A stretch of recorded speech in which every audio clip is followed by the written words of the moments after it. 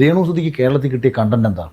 ഭർത്താവ്, അതായത് ഒരു കലാകാരനായ ഒരു ഭർത്താവ് ഒരു അപ്രതീക്ഷിതമായ ഒരു അപകടത്തിൽ മരണപ്പെട്ട ശേഷം വിധവയാക്കപ്പെട്ട ഒരു കലാകാരന്റെ ഭാര്യയോട് തോന്നിയ ഒരു സഹതാപം, ഒരു എമ്പതി.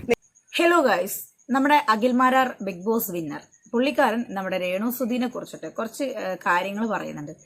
രേണുവിന്റെ കണ്ടന്റ് എന്താണ്, പുറത്ത് രേണുവിന്റെ കണ്ടന്റ് എന്തായിരുന്നു, ബിഗ് ബോസിൽ രേണുവിന്റെ കണ്ടന്റ് എന്തായിരുന്നു, രേണു എന്തുകൊണ്ട് ബിഗ് ബോസിൽ നിന്ന് പുറത്തേക്ക് വാക്കൗട്ട് ചെയ്യേണ്ടി വന്നു, ഈ വക കാര്യങ്ങളെല്ലാം തന്നെ വളരെ വ്യക്തമായിട്ട് വസ്തുതാപരമായും വാസ്തവപരമായും അഖിൽമാരാർ പറയുന്നുണ്ട്. സോ നമുക്ക് ആ ഒരു വീഡിയോ ആദ്യം കാണാം.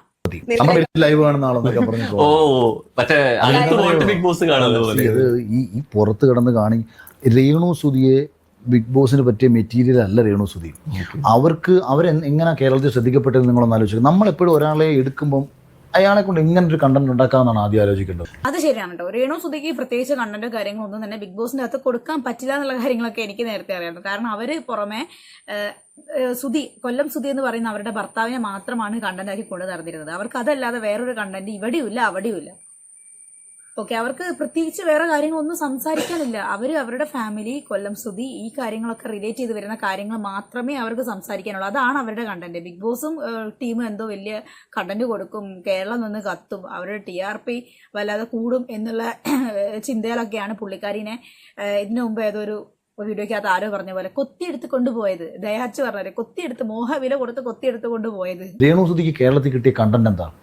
ഭർത്താവ്, അതായത് ഒരു കലാകാരനായ ഒരു ഭർത്താവ് ഒരു അപ്രതീക്ഷിതമായ ഒരു അപകടത്തിൽ മരണപ്പെട്ട ശേഷം വിധവയാക്കപ്പെട്ട ഒരു കലാകാരന്റെ ഭാര്യയോട് തോന്നിയ ഒരു സഹതാപം, ഒരു എമ്പതി.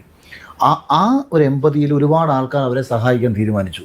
ജീവിതം ഒരു സമയം വരെ മറ്റു പലരുടെയും ഒക്കെ ഹെൽപ്പ് കൊണ്ട് മുന്നോട്ട് പോകുന്നു എന്ന് തോന്നിയതിനു ശേഷം ഇനി ജീവിതത്തിൽ എങ്ങനെ തനിക്ക് ജീവിക്കാൻ പറ്റുമെന്ന് അവർ ടെൻഷൻ അടിച്ചിരിക്കുമ്പോൾ അവരുടെ കുറച്ച് ഓൺലൈൻ മാധ്യമങ്ങൾ ചില വർക്കുകളുമായിട്ട് ചില ഇന്റർവ്യൂസുമായിട്ട് വരുന്നു. ഇത് ശരിയാണ്. കൊല്ലം സുധി മരിച്ചതിന് ശേഷം ലക്ഷ്മി നക്ഷത്രമായിട്ട് ഉണ്ടാക്കി കൊടുത്തൊരു സ്ക്രീൻ സ്പേസ് ആണ് ഈ സഹതാപം റോള് പിടിച്ചു പറ്റുന്ന ഒരു സംഭവം. അത് അന്ന് എല്ലാവരും ഒരേപോലെ ഏറ്റെടുത്ത ഒരു കാര്യമായിരുന്നു. അവരുടെ വിഷമങ്ങൾ, അവരുടെ ഓർമ്മകള്, സുധിനെ കുറിച്ചിട്ടുള്ള ചിന്തകള്, ഈ വക കാര്യങ്ങളൊക്കെ അവരിങ്ങനെ ഷെയർ ചെയ്യുന്ന സമയത്ത് നമുക്ക് അയ്യോടാ പാവം എന്നുള്ളൊരു മൈൻഡ് കാണുന്ന ആളുകൾക്ക് ഉണ്ടായിരുന്നു. അതായത് അവരോടും അവരുടെ ഫാമിലിനോടും ഒരു സഹതാപം ഉണ്ടായിരുന്നു. ആ സഹതാപമാണ് അവർക്ക് സഹായമായിട്ടും ക്യാഷായിട്ടും ഒക്കെ മറ്റുള്ളവർ ചെയ്തിട്ടുണ്ടായിരുന്നു. എന്തിന്റെ വീടായിട്ട് പോലും ഇന്ന് അവരുടെ കയ്യിലുണ്ടായിരുന്നത് ആ ഒരു സഹതാപത്തിന്റെ പുറത്ത് മാത്രമാണ്. അവരുടെ ഒരു അവസ്ഥ കണ്ടിട്ട്, അവരുടെ ഇന്റർവ്യൂസ് കണ്ടിട്ട് പല ആളുകളും പല തരത്തിൽ അവർ സഹായിച്ചിട്ടുണ്ട്. അധ്വാനപരമായിട്ടും അല്ലാതെ ഒക്കെ സഹായിച്ചിട്ടുണ്ട്. ഇപ്പം പുള്ളിക്കാരി ടോട്ടലി ചേഞ്ച് ആയിട്ടുണ്ട്. ഇപ്പം പിന്നെ സഹതാപത്തിന്റെ ആവശ്യമോ കാര്യങ്ങളൊന്നും പുള്ളിക്കാരിക്കില്ല എന്നുള്ളൊരു മൈൻഡ് വന്നതുകൊണ്ടാണ് പല ആളുകളും അവരെ വിമർശിക്കുന്നത്. ഉദാഹരണം ഞാൻ പറഞ്ഞു തരേണ്ട ആവശ്യമില്ലല്ലോ. ഫിറോസും ടീമും ബിഷപ്പും താജുദ്ദീനും മറുനാടനും എല്ലാവരും അനുഭവിക്കുന്ന ആ ഒരു അവസ്ഥ, ആ ഒരു ആട്ടിത്ത് പോലെ ആലോചിച്ചാൽ മതി. അന്ന് ഇവർക്ക് എന്തെങ്കിലും കിട്ടിയാൽ മതിയായിരുന്നു എന്നുള്ളൊരു മൈൻഡായിരുന്നു. അവർക്ക് ജീവിച്ചു പോകാൻ ആരെങ്കിലും എന്തെങ്കിലും ഒരു കൈ സഹായം ചെയ്താൽ മതിയായിരുന്നു എന്നുള്ളൊരു ചിന്തയോട് കൂടി ജീവിച്ചിരുന്ന ആളുകളായിരുന്നു. പക്ഷെ സ്വന്തമായിട്ട് ഒരു വരുമാന മാർഗവും കാര്യങ്ങളൊക്കെ കണ്ടെത്താൻ തുടങ്ങി. അത്യാവശ്യത്തിന് ഫെയിമും കാര്യങ്ങളും സുധിയുടെ പേരിൽ കാണിച്ച സഹതാപം കൊണ്ട് കിട്ടി തുടങ്ങിയ സമയത്ത്, അതും നെഗറ്റീവ് കേട്ടോ, നെഗറ്റീവ് കാര്യങ്ങളൊക്കെ കിട്ടി തുടങ്ങിയ സമയത്ത് അവരെ അങ്ങോട്ട് മറന്നു. അവരെ സഹായിച്ച ആളുകളെ മറന്നു. അവരായിരുന്ന സാഹചര്യങ്ങൾ മറന്നു. അവർക്ക് ആളുകൾ മാനസികമായിട്ടും പിന്നെ സാമ്പത്തികപരമായും ചെയ്തു കൊടുത്ത ഉപകാരങ്ങളെല്ലാം തന്നെ അവർ മറന്നു തുടങ്ങി. പിന്നെ എന്താ ഉണ്ടാകുന്നത്? ഈ സഹായിച്ച ആളുകളുടെ കുറ്റങ്ങളും കുറവുകളും കണ്ടുപിടിച്ച് ഇതൊന്നും ചെയ്തു തന്നത് പോരാ എന്നുള്ളൊരു മൈൻഡിൽ അവരെ ദ്രോഹിച്ചുകൊണ്ടിരിക്കുകയാണ് പിന്നെ ചെയ്തുകൊണ്ടിരുന്ന കാര്യങ്ങൾ. ഇന്റർവ്യൂസിൽ അവർ വന്നിട്ട് സംസാരിക്കാൻ തുടങ്ങിയപ്പോഴത്തേക്ക് ആൾക്കാർക്ക് ഇത് അങ്ങോട്ട് ഇഷ്ടപ്പെടുന്നില്ല. കൊല്ലം സുധി എന്ന് പറയുന്ന കലാകാരനെ ഞങ്ങൾ അംഗീകരിക്കാം, കൊല്ലം സുധിയുടെ ഭാര്യയായ നിന്നെ ഞങ്ങൾ അംഗീകരിക്കേണ്ട കാര്യം എന്താണ് എന്ന ഒരു മനോഭാവത്തിൽ ഇവളെന്തോ വലിയ സിനിമാ നടിയായോ, ഇവളങ്ങ് വല്ലതായോ എന്ന് പറയുന്ന ജനത്തിന്റെ ഈ മനോഭാവം, ജനത്തിന് ഇവരോട് തോന്നിയൊരു വിരോധം സോഷ്യൽ മീഡിയയിൽ നെഗറ്റീവായിട്ട് മാറുന്നു. ആ നെഗറ്റീവ് ഇവർക്കൊരു റീച്ച് ആയിട്ട്. ഇവിടെ ചെറിയൊരു മിസ്റ്റേക്ക് ഉണ്ട്. ഇവർ ഇന്റർവ്യൂ കൊടുത്ത ഒരു പ്രശ്നം കൊണ്ടല്ല ഇവർക്ക് ഹേറ്റ് സ്പ്രെഡ് ആയത്. അതിനുള്ള ഏറ്റവും വലിയൊരു ഉദാഹരണം പറയും. ഇവർ ആദ്യം കുറച്ച് കമന്റ്സ് നെഗറ്റീവ് ഉണ്ടായിരുന്നു കേട്ടോ. ഏതെന്ന് പറയുന്നത് നമ്മുടെ ദാസേടൻ കോഴിക്കോടിന്റെ കൂടെ ആദ്യമായിട്ട് ഇവർ റീൽ ചെയ്ത സമയത്ത് ഒരുപാട് പേര് മറ്റെന്തെങ്കിലും ചെയ്യാമായിരുന്നു, സുധി മരിച്ച് 2 വർഷം ആയില്ലല്ലോ, ഇങ്ങനെയുള്ള ഒരു റീല് പ്രതീക്ഷിച്ചില്ല, അത് ഇത്ര ഇന്റിമേറ്റ് ആയിട്ട് ചെയ്യേണ്ടായിരുന്നു എന്നൊക്കെ പറഞ്ഞ് ഒരുപാട് പേര് വിമർശിച്ചിട്ടുണ്ടായിരുന്നു. അതൊരു ചെറിയ കോൺട്രവേഴ്സി കാര്യങ്ങളൊക്കെ. പക്ഷെ അവിടെ അതിശയിപ്പിക്കുന്ന തരത്തിലുള്ള സപ്പോർട്ടാണ് രേണു സുധി എന്ന് പറയുന്ന സ്ത്രീക്ക് ഞാൻ ഉൾപ്പെടെ പല വ്ളോഗേഴ്സും ആളുകളും എല്ലാവരും തന്നെ കൊടുത്തിട്ടുണ്ടായിരുന്നത്. അവരെ സപ്പോർട്ട് ചെയ്ത വീഡിയോസും കാര്യങ്ങളും പോസ്റ്റും ഒക്കെ ഒരുപാട് പേര് ഇറക്കിയിട്ടുണ്ട്. ഞാൻ തന്നെ 2 വീഡിയോസ് അവരെ സപ്പോർട്ട് ചെയ്ത ആ സമയത്ത് ചെയ്തായിരുന്നു. അതിനുശേഷം വിഷു റിലേറ്റഡ് ആയിട്ടുള്ളൊരു ഫോട്ടോഷൂട്ടിന് വയറ് കാണിച്ചിട്ട് വരുന്ന ഒരു ഫോട്ടോഷൂട്ടും കാര്യങ്ങളും ചെയ്ത സമയത്തും തുണിയുടെ അളവ് കുറയാൻ തുടങ്ങി, തുണി അഴിക്കാൻ തുടങ്ങി എന്ന് പറഞ്ഞ് ഒരുപാട് പേര് കമന്റുകൾ വഴി വിമർശിച്ച സമയത്തും ഞാൻ ഉൾപ്പെടെ മറ്റുള്ള പല റിയാക്ഷൻ ബ്ലോഗേഴ്സും വസ്ത്രം അവരുടെ സ്വാതന്ത്ര്യമാണ്, അവർക്ക് ഇഷ്ടമുള്ളത് ധരിക്കട്ടെ, ആൾക്കാർക്ക് എന്താ പ്രശ്നം, വെള്ളസാരി എടുത്ത് വീട്ടിലിരിക്കണം എന്നൊക്കെ ചോദിച്ച് അവരെ സപ്പോർട്ട് ചെയ്താണ്. പക്ഷേ ഇവർക്ക് പറ്റിപ്പോയത് എന്താണെന്ന് വെച്ച് കഴിഞ്ഞാൽ മുമ്പോട്ടുള്ള എല്ലാ കാലഘട്ടങ്ങളിലും സ്വന്തമായ ഒരു കണ്ടന്റോ കാര്യങ്ങളോ കൊടുത്ത് സോഷ്യൽ മീഡിയയിൽ നിലനിൽക്കാൻ ശ്രമിക്കാതെ അപ്പോഴും സുധിയുടെ മരണങ്ങളും ഓർമ്മകളും ഇങ്ങനെ മുതലെടുത്തിട്ട് ആ പറച്ചിലിന് വിരുദ്ധമായ പ്രവർത്തനങ്ങളും കാര്യങ്ങളും സോഷ്യൽ മീഡിയക്കകത്ത് തന്നെ കാണിച്ചു കൂട്ടിയത് കൊണ്ടാണ് എന്തുണ്ടായത്, ഇവർക്ക് ഇത്രയധികം ഹേറ്റ് സ്പ്രെഡ് ആയത്. പ്രത്യേകിച്ച് അവരുടെ വായിലെ നാക്ക്, ആറ്റിറ്റ്യൂഡ്, എനിക്കൊന്നും ഒരു വിഷയമേ അല്ല എന്നുള്ളൊരു ചിന്താഗതി. ഹേറ്റ് ആണെങ്കിലും കുഴപ്പമില്ല, എനിക്ക് ഫേമസ് ആയാൽ മതി എന്നുള്ള ചില മനോഭാവങ്ങൾ, ഇതൊക്കെയാണ് അവർ ഏറ്റവും കൂടുതൽ ഹേറ്റ് സ്പ്രെഡ് ചെയ്യാനുള്ള കാരണം. അങ്ങനെയാണ് ഞാൻ ഉൾപ്പെടെയുള്ള പല ആളുകളും അവർക്ക് എഗെയിൻസ്റ്റ് ആയിട്ട് സംസാരിക്കാൻ വേണ്ടി തുടങ്ങിയത്. അവർ സപ്പോർട്ട് ചെയ്ത ആളുകൾ തന്നെയാണ് അവർക്ക് എഗെയിൻസ്റ്റ് ആയിട്ട് സംസാരിക്കാൻ തുടങ്ങിയിട്ടുള്ളത്. ആ റീച്ചിനെ യൂസ് ചെയ്യാൻ വേണ്ടിയിട്ട് പല ഓൺലൈൻ മാധ്യമങ്ങളും തീരുമാനിക്കുന്നു. ഒരു സ്ഥലത്തുനിന്ന് അടുത്ത സ്ഥലത്തേക്ക് ഇവരെ ഇങ്ങനെ കൊണ്ടു നടന്ന് ഈ ഓൺലൈൻ മാധ്യമങ്ങൾ മുഴുവൻ ആഘോഷിച്ചു. സമൂഹം മുഴുവൻ ഇവരെ പരിഹസിക്കുമ്പോഴും ഈ റീച്ചിന് വേണ്ടിയിട്ട് ഇവരിതിങ്ങനെ ആഘോഷിച്ചുകൊണ്ടേയിരുന്നു. അത് ശരിയാണ്, ഓൺലൈൻ മാധ്യമങ്ങളാണ് ഏറ്റവും കൂടുതൽ ആഘോഷിച്ചത്. കാരണം രേണുസുതി പോകുന്ന വഴിയിലും നിൽക്കുന്ന വഴിയിലും ഷൂട്ട് ചെയ്ത സ്ഥലങ്ങളിലെല്ലാം തന്നെ എപ്പോഴും ഓൺലൈൻ മീഡിയാസ് രേണുസുതിന്റെ വീഡിയോസും കാര്യങ്ങളും പിടിക്കാൻ വേണ്ടി തന്നെയാണ് മെയിനായിട്ട് ഫോക്കസ് ചെയ്തിട്ടുണ്ടായിരുന്നത്. അതുകൊണ്ട് തന്നെ അവര് ഈ സ്ത്രീന്റെ വായിന്ന് എന്തെങ്കിലും ഒരു കാര്യം വീണ് കിട്ടിയാൽ മതി എന്നുള്ള ചിന്തയിൽ എന്തെങ്കിലുമൊക്കെ കാര്യങ്ങൾ ഇങ്ങനെ എടുത്തിട്ട് ചോദിക്കും. ആ പുള്ളിക്കാരി ഒരു ബോധവും വെളിവും പൊക്കണോ ഇല്ലാതെ വായ തോന്നിയ പോലെ അങ്ങോട്ട് വിളിച്ചു പറയും. അത് കേൾക്കുന്ന സമയത്ത് യൂട്യൂബിനകത്ത് ചർച്ചകൾ വരും. നമ്മൾ ഉൾപ്പെടെയുള്ള ഒരുപാട് പേര് റിയാക്ഷൻ വ്ളോഗേഴ്സ് അതിനോട് പ്രതികരിക്കും, ഒരുപാട് പേര് കമന്റ് വഴി പ്രതികരിക്കും, കുറച്ച് പേര് പോസ്റ്റ് വഴി പ്രതികരിക്കും. അങ്ങനെയൊക്കെ ഉണ്ടാവാൻ തുടങ്ങിയത്. അങ്ങനെയാണ് ഈ സ്ത്രീക്ക് കൂടുതലായിട്ട് ഹേറ്റ് വരാൻ തുടങ്ങിയത്.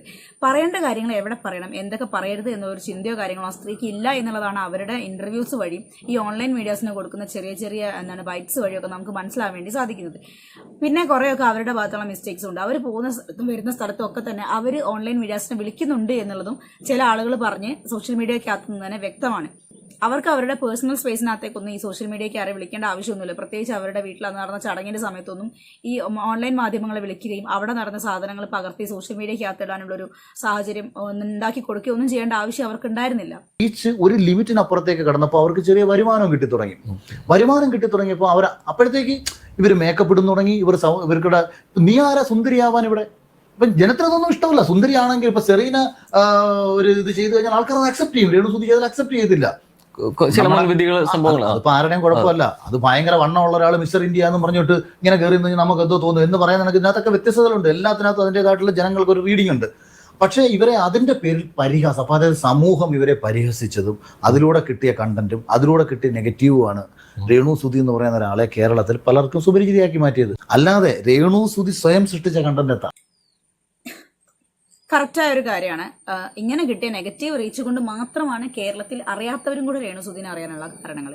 അവിടെ അഖിൽമാരെ പറഞ്ഞൊരു എക്സാമ്പിൾ, വല്ലാതെ വണ്ണമുള്ള ഒരാൾ മിസ്റ്റർ ഇന്ത്യ എന്ന് പറഞ്ഞിട്ട് ഇങ്ങനെ വന്നു കഴിഞ്ഞാൽ അംഗീകരിക്കാൻ ബുദ്ധിമുട്ടുള്ള ആളുകളും ഉണ്ടാവും. അതേപോലെ തന്നെ ചേരാത്ത വസ്ത്രങ്ങളും കോസ്റ്റ്യൂമും ഇട്ട് പുറത്തേക്ക് വരുന്ന സമയത്ത് നമുക്കുണ്ടാവും അയ്യേ ഇതെന്താണ് കോലം. അത് മേക്കപ്പ് ആവട്ടെ, വസ്ത്രമാവട്ടെ, എന്തും ആയിക്കൊള്ളട്ടെ, ചേരാത്തത് നമ്മൾ ധരിച്ചു വരുന്ന സമയത്ത് അയ്യേ എന്നൊരു മുഖം ചുളിക്കൽ ആളുകൾക്ക് മുമ്പിലുണ്ടാവും. അതുതന്നെയാണ് ഈ സ്ത്രീന്റെ കാര്യത്തിൽ ഉണ്ടായിട്ടുള്ളത്. എല്ലാം കൊള്ളത്തില്ല എന്ന് പറയുന്നില്ല, പക്ഷെ അവർ ധരിക്കുന്ന ചില വസ്ത്രങ്ങൾ അവർക്ക് ചേരാറില്ല, ചില മേക്കപ്സ് അവർക്ക് ചേരാറില്ല. ആ സമയത്ത് ആളുകൾ അവരുടെ വിമർശനങ്ങൾ കമന്റ് ബോക്സ് വഴി അറിയിക്കാറുണ്ട്. പക്ഷെ ഞാൻ ഇന്നേ വരെ അവരുടെ വസ്ത്രത്തിന്റെ മേക്കപ്പിനൊന്നും ഇതുവരെ ഒന്നും പറഞ്ഞിട്ടൊന്നും ഉണ്ടായിരുന്നില്ല. ആളുകൾ കളിയാക്കിയ കാര്യങ്ങൾ സോഷ്യൽ മീഡിയക്കകത്ത് വന്നിരുന്നിട്ട് ഇങ്ങനെ റിയാക്ഷൻ ആയിട്ട് ചെയ്ത് പറയാറുണ്ട് എന്ന് മാത്രം. പിന്നെ ചില റീൽസ് ഉണ്ട്. പുള്ളിക്കാരി കുറച്ച് റീൽസും കാര്യങ്ങളൊക്കെ സുധി മരിച്ചതിന് ശേഷം ചെയ്യായിരുന്നു. അതും സുധിയുടെ ഫോട്ടോ ഇങ്ങനെ എടുത്തുകൊണ്ടാണ് വീഡിയോ ചെയ്യാറുള്ളത്. ആ സമയത്ത് ഒരുപാട് പേര് ഇങ്ങനെ വിമർശിക്കാറുണ്ട്, സുധീന്റെ ഫോട്ടോ വെച്ച് ഇങ്ങനെ റീൽ ചെയ്യുന്നത് എന്തിനാണ്, അങ്ങനെ ചെയ്യേണ്ട എന്നുള്ള കാര്യങ്ങളൊക്കെ പറഞ്ഞ് ചെറിയ തരത്തിൽ വിമർശിച്ച് വിടാറുണ്ട്. അതും മരിച്ച ഒരാളുടെ ഫോട്ടോയ്ക്ക് മുമ്പിൽ വെച്ച് റീൽ എടുക്കുക. ഇന്നുമ്പോൾ ഞാൻ എവിടെ ഒരു നോർത്ത് ഇന്ത്യയിലാണോ എന്നറിയില്ല, ഏതൊരു പെൺപിള്ള അച്ഛൻ മരിച്ചെടുക്കുന്ന സമയത്ത് അച്ഛൻ്റെ ഡെഡ് ബോഡീൻ്റെ തൊട്ട് മുമ്പ് റീൽസ് എടുത്തിട്ട് സാഡ് സോങ്സ് ഒക്കെ ഇൻസ്റ്റാഗ്രാമിൽ പോസ്റ്റ് ചെയ്ത് കണ്ടായിരുന്നു. അപ്പൊ അതേപോലെ സുധി മരിച്ചതിന് ശേഷം പുള്ളിന്റെ ഫോട്ടോയ്ക്ക് മുമ്പിൽ ഇരുന്ന് റീൽസ് എടുത്തിട്ട് അത് പോസ്റ്റ് ചെയ്യുക എന്ന് പറയുന്ന സമയത്ത് ഒരുപാട് പേര് വിമർശനങ്ങൾ അറിയിച്ചിട്ടുണ്ടായിരുന്നു. അതിനുശേഷം ഇവരെടുക്കുന്ന ഓരോ റീലുകളും ആളുകൾക്ക് അംഗീകരിക്കാൻ പറ്റാത്ത തരത്തിലുള്ള കാര്യങ്ങളൊക്കെ തുടങ്ങി. ഉദാഹരണം പറയുകയാണെങ്കിൽ ഈ ലസ്റ്റ് തോന്നിക്കുന്ന തരത്തിലുള്ള സോങ്സ് മാത്രം ഫോക്കസ് ചെയ്തിട്ട് വീഡിയോ പിടിച്ചിടുക. പിന്നെ പോരാത്തതിന് ആളുകളായിട്ട് ഓൺ സ്ക്രീൻ അല്ലാതെ ഓഫ് സ്ക്രീനിൻ്റെ അകത്ത് ഇന്റിമേറ്റ് ആയിട്ട് ഈ ഓൺലൈൻ മാധ്യമങ്ങൾ പറയുമ്പോൾ കെട്ടിപ്പിടിക്കുക, എടുത്തു പൊക്കാൻ അനുവദിക്കുക, കറക്കാൻ അനുവദിക്കുക. ഞാൻ പറഞ്ഞതിൻ്റെ ആവശ്യമില്ല. അലൻ ജോസ് പെരേര, പ്രജീഷ്, ഇവരെല്ലാവരും തന്നെ ഓൺ ഷൂട്ടിലാണെങ്കിൽ നമുക്ക് പറയാം ഓക്കെ അത് ഷൂട്ടിങ്ങിന്റെ ഭാഗമായിട്ടാണ് അവർ ചെയ്തത്, അത് അവരുടെ ജോലിന്റെ ഭാഗമാണ്, ലെറ്റ് ദം ഡു എന്ന് പറയാം. പക്ഷേ ഓഫ് സ്ക്രീനിൻ്റെ അകത്ത് ഇപ്പം നിങ്ങൾ ഒന്ന് ആലോചിച്ച് നോക്കുക, ഈ സെറീനയും പിന്നെ ആരാണിത് അയാളും അഖിൽമാരാറും ഇപ്പൊ എത്ര മാന്യമായിട്ടാണ് ഇന്റർവ്യൂക്ക് അതിരിക്കുന്നത്. ഇവിടെ ഇപ്പം ആരെങ്കിലും ഇവരോട് പറയണം ഒന്ന് കെട്ടിപ്പിടിച്ച് ഒരു ഉമ്മ കൊടുക്കൂ എന്ന് പറഞ്ഞു കഴിഞ്ഞാലോ അല്ലെങ്കിൽ ഒന്ന് എടുത്ത് സെറീനെ കറക്കൂ എന്ന് പറഞ്ഞു കഴിഞ്ഞാലോ അഖിൽമാരാർ ചെയ്യുമെന്ന് ഞാൻ പ്രതീക്ഷിക്കുന്നില്ല. അയാളുടേതായ തരത്തിലുള്ള ചില മറുപടികളും കാര്യങ്ങളും പറഞ്ഞ് അവിടുന്ന് സ്കിപ്പ് ചെയ്ത് മാറുള്ളൂ. പക്ഷെ ഇവർ രേണുസുതി കാര്യങ്ങളും അങ്ങനെ ചെയ്യുന്നത് ഞാൻ ഇന്നേ വരെ എവിടെയും കണ്ടില്ല. ഒരു കാര്യം സ്കിപ്പ് ചെയ്ത് കളഞ്ഞേ കണ്ടിട്ടില്ല. ആരെങ്കിലും എന്തെങ്കിലും പറഞ്ഞു കഴിഞ്ഞാൽ അവരത് എടുത്ത് ചാടി ചെയ്യാൻ ശ്രമിക്കുന്നതേ കണ്ടിട്ടുള്ളൂ.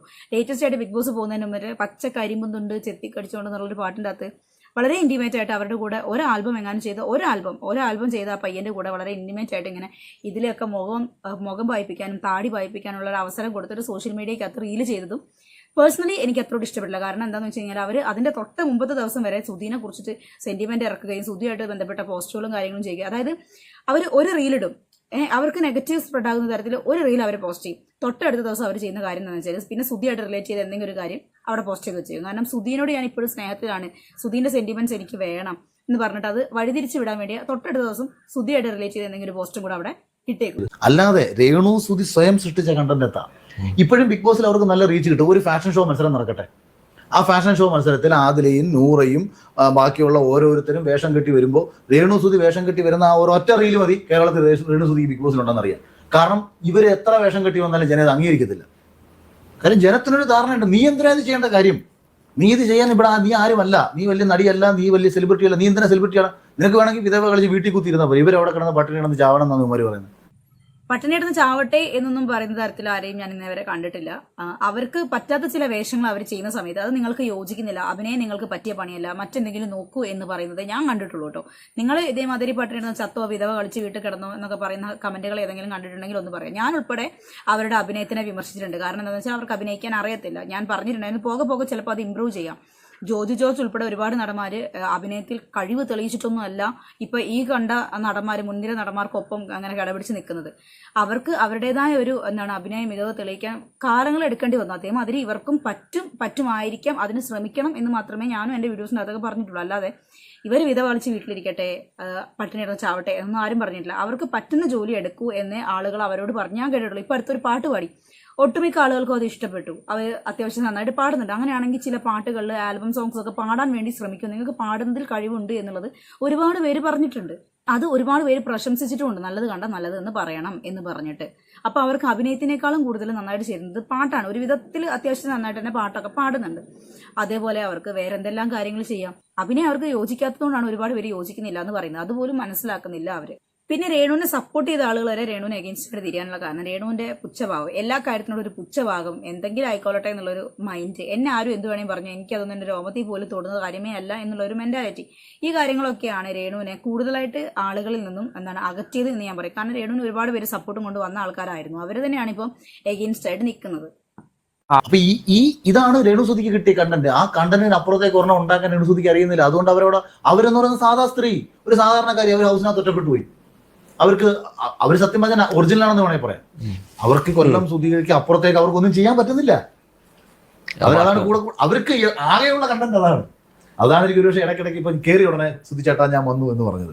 ഇടയ്ക്കിടയ്ക്ക് ആവർത്തിക്കുന്നു. അതുകൊണ്ടാവാം ശരിക്കും അത് ശരിയാണ്. കൊല്ലം സുധി എന്ന് പറയുന്ന ആളല്ലാതെ വേറൊരു കണ്ടന്റും കാര്യങ്ങളും അവർക്കില്ല. അതുകൊണ്ട് തന്നെയാണ് ബിഗ് ബോസിന്റെ അകത്തോട്ട് പോകുന്ന സമയത്ത് സുധിച്ചേട്ടാ ഞാൻ വന്നു എന്ന് പറഞ്ഞ് ഉള്ളിൽ കയറിയത്. കാരണം സുധിച്ചേട്ടാ ഞാൻ വന്നു എന്ന് പറഞ്ഞ് ഉള്ളിലേക്ക് വരുന്ന സമയത്ത് ആ ഒരു ഡയലോഗ് എടുത്ത് വെച്ച് പുറമെ ആളുകൾ റിയാക്ഷൻ വീഡിയോസ് ചെയ്യും, അല്ലെങ്കിൽ പുറമെ അതിനൊരു പൊങ്കാല കിട്ടും, നെഗറ്റീവ് ഇമ്പാക്ട് അവിടെ ഉണ്ടാവും എന്നുള്ള കാര്യം പുള്ളിക്കാരിക്ക് വ്യക്തമായിട്ട് അറിയാവുന്നത് കൊണ്ടാണ് അങ്ങനെ ഒരു കാര്യം അവിടെ ഇട്ടത്. പ്രതീക്ഷിച്ച പോലെ തന്നെ പുറമെ ആ ഒരു കാര്യം പുറത്ത് ചർച്ചയാവുകയും ചെറിയ രീതിയിലുള്ള സപ്പോർട്ടും കാര്യങ്ങളും അപ്പോഴും അവർക്ക് കിട്ടുകയും സോഷ്യൽ മീഡിയക്കകത്ത് അന്നും അവർ നിറഞ്ഞു നിൽക്കുകയും ചെയ്തിട്ടുണ്ടായിരുന്നു. പിന്നെ ഉണ്ടായ പ്രശ്നം എന്താണെന്ന് വെച്ച് കഴിഞ്ഞാൽ നമ്മളെ ശ്രീ മോഹൻലാൽ വന്നിട്ട് പുറമെ അവർ വോട്ട് ചോദിക്കുന്ന ആ ഒരു വീഡിയോയും കാര്യങ്ങളും എടുത്തിട്ട് എന്ത് ചെയ്തു, അത് അങ്ങോട്ട് കാണിച്ചു. അത് കാണിച്ച സമയത്ത് പുള്ളിക്കാരൻ്റെ ഫ്യൂസ് ഊരിപ്പോയി.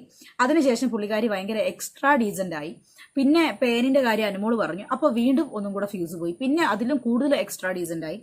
അതാണ് പുള്ളിക്കാരിക്ക് പറ്റിയ ഒരു സംഭവം എന്ന് പറയുന്നത്. അവരെ കുറിച്ച് കുറച്ച് നെഗറ്റീവ് അത്യാവശ്യത്തിന് ഫേമസ് ആയിട്ടുള്ള ആൾക്കാരുടെ കയ്യിൽ നിന്ന് കണക്കിന് കിട്ടിയ സമയത്ത് അത് അവർക്കൊരു നാണക്കേട് അല്ലെങ്കിൽ എന്തോ ഒരു വിഷമം ഉണ്ടാക്കി. അപ്പം എന്തായി, പുള്ളിക്കാരിൻ്റെ ഗെയിമും കാര്യങ്ങളും എല്ലാം മാറി.